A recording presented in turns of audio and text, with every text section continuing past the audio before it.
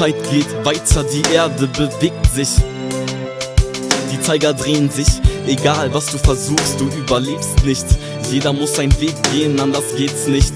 Und ich frage mich, was macht dieses Leben schwer? Menschen, die dich ficken wollen und Schule schaffen nebenher.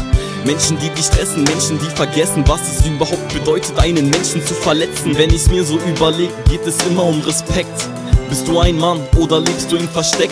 Verzeiht mir, dass ich Scheiße gebaut hab in manchen schlechten Zeiten. Wir müssen doch alle gucken, wo wir bleiben. Es ist nicht so einfach, sich selbst einzugestehen, dass man etwas falsch gemacht hat.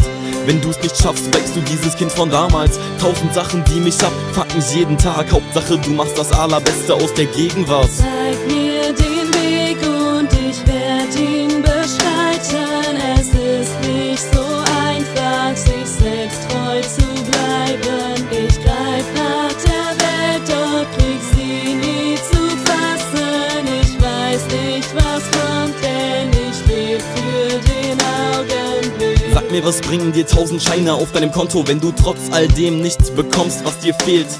Wenn du down bist und deshalb dauernd drauf bist, weil du dich so fühlst, als wenn ein Messer in deinem Bauch sitzt. Du diskutierst mit den Menschen, die dir wichtig sind, redest von Dingen, obwohl du weißt, dass sie nicht richtig sind. Weil du denkst, du löst deine Probleme, doch sie werden wieder kommen und deine Antwort widerlegen. Eine Falle, die du selbst stellst, in die du selbst fällst, durch eine einzige Entscheidung, die du selbst fällst. Weil dich ein falscher Satz komplett zerstören kann, auch wenn du ihn nicht aussprichst und ihn niemand hören kann. Also lasse ich dem Leben seinen Lauf. Eines Tages schreibe ich das Ende von meinem Lebenslauf. Ihr werdet sehen, irgendwann geht jeder drauf. Deshalb nutze ich meine Zeit und mach einfach das Beste draus. Zeig mir den Weg und ich werd ihn beschreiten. Es ist nicht so einfach, sich selbst treu zu bleiben. Ich greif nach der Welt, doch krieg sie nie zu fassen. Ich weiß nicht, was kommt, denn ich leb für den Augenblick.